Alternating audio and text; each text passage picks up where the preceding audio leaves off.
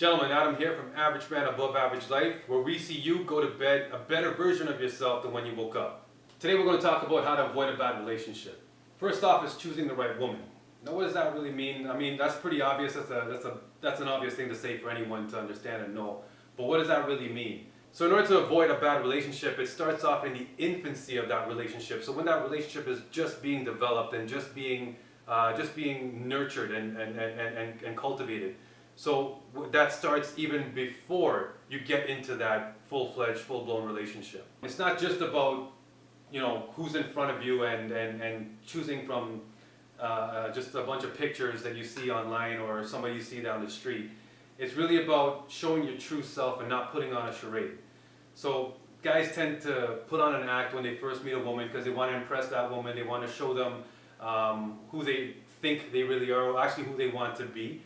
But again, what we do, we put on an act where we overstate ourselves and overstate our accomplishments, overstate who we are, and that really does yourself a disservice in the beginning, because what's going to essentially happen is that woman is, if she does fall for you, she's going to fall for the wrong version of you, or the untrue version of yourself.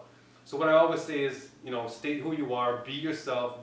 I know everybody says that. I know everybody says be yourself, but really and truly, guys, you really want to show who you truly are. If you have thoughts, if you have opinions, express those. Even if it's in opposition to what her beliefs are and what her opinions are, it'll show that you have substance. It'll show that you have opinions of your own, and she'll actually respect that a whole lot more. And what that'll also do, if you guys don't jive, then you'll know right off the bat that that's not going to work, because then she's going to essentially make that decision for you and make that decision for you easier as well. So again, guys, always be yourself. So now we're in the midst of the relationship. Now we're in a good and stable relationship. And when we get into that zone, as men, we always tend to wonder if the grass is greener on the other side. We kind of sabotage ourselves with those types of thoughts. And I heard actually something that a good friend of mine actually let me in on. And his philosophy and his advice was, the grass is always greener where you water it. So what does that really mean is really cultivating that relationship. It's putting the time in, it's being there and being present in the relationship a whole lot, and actually giving it your 50% of that effort. So remember, guys, a bird in the hand is worth two in the bush. That saying runs very true. We tend to always think about, what's available out there. If this is the right relationship for me, am I making the right decision, staying this course? Now, obviously, if your relationship is, if you're not getting the effort coming back to you, you got some thoughts to think of. But that's not what we're going to think about right now. We're actually focusing on how we can make our relationship better. So how we actually sabotage ourselves is by, having those thoughts in our head that there may be something better out there for me. There may be somebody better looking. I may be able to get something better. But guys, when it really comes down to it, you really got to value that what you have in your grasp right now. And the way we do this is that make the relationship one you want to be in. Okay? Believe me, guys, when you make the wrong decision of leaving a relationship for the wrong reasons, and really make sure that's the right reasons if you are to step out. But when you leave it for the wrong reason, and that wrong reason is, I can get better elsewhere, it sucks. It really does suck, because when you think you're living in misery because you didn't put in that effort in the relationship, believe me, the misery of not having someone for a long period of time can get a lot worse than actually a fixable misery or miserable situation that you're in. And again, a relationship is 50-50. And if you're not putting in that, you got to be true to yourself. If you're not putting in that 50%, that 100% of that 50%, then you really got to look into yourself and know that you didn't do your best to actually keep what could have been a good thing. So another way we actually harm our relationship is that we become complacent. We're actually no longer the man that we used to be, and the man that she actually was initially attracted to, and who she fell in love with. We actually do a disservice to ourselves even, because when I say we become complacent, we no longer pursue our goals. We no longer are motivated and driven. We become very comfortable in the relationship. We tend to take on this attitude that she's going to love me no matter what. Or even worse, we take on the even worse thought that she should love me no matter what. Now, guys, this is a sense of entitlement that actually really ruins relationships, and we got to take ownership for this. Remember, she fell in love with the person that you presented in the beginning, and that's why I say always be yourself. But when you actually are being yourself in the beginning, but you become complacent, you become comfortable, and you forget who you were, she's no longer going to be attracted to that, right? And again, you're no longer going to look at yourself in the mirror and feel good about yourself because you gave up so easily on your goals, your passions, your purpose in life, and you just became very complacent and nonchalant in life. Look at the other side. If she were to no longer be the person you were attracted to, if she gave up on her appearance, how she presents herself, how she speaks to you, how she is interacting with you, and how if she's affectionate with you and the level of affection, if she changed that now and had that mentality that you should love her no matter what, think about how you would feel in that scenario. You'd also feel a little bit put off. You'll also feel less attracted to her. So it's the same goes for her. So always remember, guys, keep that purpose, keep that drive, keep that initiative, and keep that zeal in you. And again, you're going to be that better person. Because remember, we're always here trying to make you a better version of yourself. And to be that way is actually almost to maintain who you are as well. So always keep that drive, always keep true to yourself, and try not to become comfortable. I'm not saying don't ever take a 5. I'm not saying that at all. I'm saying everybody deserves a downtime, but maintain yourself and be true to yourself, okay? And don't let yourself down, essentially, because when you're not letting yourself down, you're definitely not going to let someone else down, especially your partner in life. And in fact, guys, you really want to always constantly strive to be that better version of yourself, because the best thing that can happen when you do something like that, you'll find that you're actually making strides, and you're taking those strides, very long strides.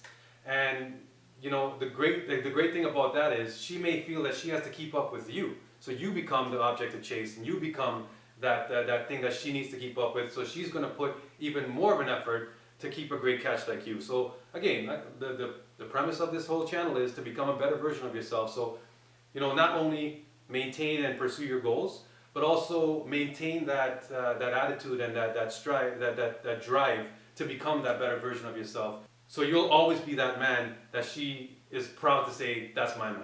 Another reason why we go into rough waters with a relationship is because we kill the romance. We're no longer that romantic guy that, in the initial part of the dating phase or the honeymoon phase, we attain. Again, it goes back to being complacent.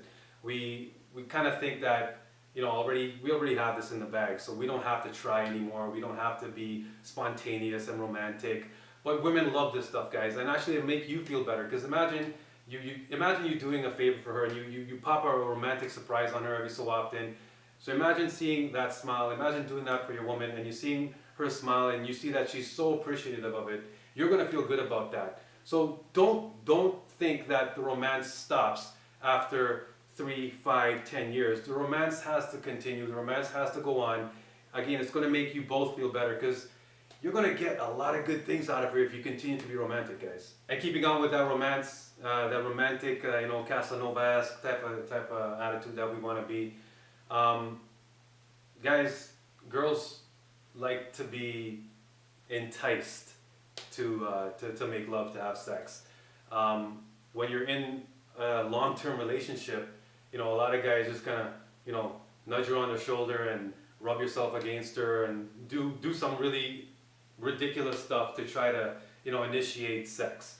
A woman needs to be in the mood, just like, I know we're always in the mood, definitely. You can drop a hat and we'll be ready to go. But a woman needs to be, again, romanticized, and she needs to be flirted with. So when you're engaging in that, when you want to actually have that amazing sex that you always want to maintain that amazing sex, you gotta woo her. You gotta get her. You gotta get her in the mood, and it starts before you get into the bedroom. You want to have that flirtatious sort of conversations with her every so often. You always want to be flirtatious. You always want to give her those butterflies in the stomach. So when you don't have to end up begging for it or making her feel guilty and getting that guilty sex. She's going to want to be with you. She's going to want to engage in sex with you. So again, guys, it starts off before the bedroom. I really want to make that clear. You want to get her in the mood and Because so when you do stuff like that, you can actually put her into the mood, even if she may not be in the mood. So again, don't forget about the romance. Don't forget about being sensual. Don't forget about being, don't forget about getting into yourself and finding that real sensual romantic guy. One thing that turns women off, we no longer become planners. We're no longer the ones to make the plans, to do things. We kind of leave that decision on her. So for instance, even starting off with, hey, what do you want to do tonight? Then, you know how that conversation is going to go. I don't know, whatever you want to do. You're going to get that response, and then you're going to, come on, woman, think of something. A woman doesn't like to be the sole decision maker for everything. So make a decision on what you want to do. Have a plan.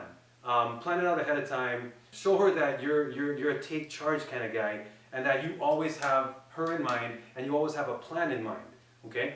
And that also comes down to we're not being planners in general. Again, it's that complacency that we fall into, that things will work out as they should work out. Make plans about, for instance, what to do with the house, or what to do for dinner, how the relationship should proceed. Because when you show that you have a plan and you are actually engaging and enacting that plan, that's a really good turn on for your woman, and that shows her that you're always thinking of her, you're always thinking ahead, and that you are a man of worth, and you're a man that actually cares about what the future holds. And that actually is a very attractive quality in a man to a woman. Another point is too, guys, don't bring the outside stresses inside. So if you're living with your partner, or even if you're going to visit her after work, don't bring the stresses of work or the stresses of the traffic jam or whatever it has you bent up in that moment. Don't bring that in there. Don't bring that negativity in there. Remember, when you're walking through that door, and when you're going to see her, it's a brand new interaction, it's a brand new scenario, and you're there to enjoy her, and you're there to enjoy your time together. So don't bring the stresses of your boss being a dick, or you have some idiot cut you off in traffic, and it just brings that negativity in there. When you start off something in negativity, how are you going to expect it to be anything but negative? How are you going to expect it to be anything but exciting and enjoyable? So bring in that positive attitude. Remember, you're going to meet her, you're going to see her, you're planning to enjoy that time together, and just keep the negativity out. Okay? Obviously, we go to our women to feel comforted, to be to forget about the day, and you might want to open up to her. But there's different ways of doing it, as opposed to, my boss is such a dick, okay? Or, can you believe that idiot that cut me off in traffic? Or, I have this idiot friend, I have this idiot colleague at work, and he's so stupid that he makes my job harder.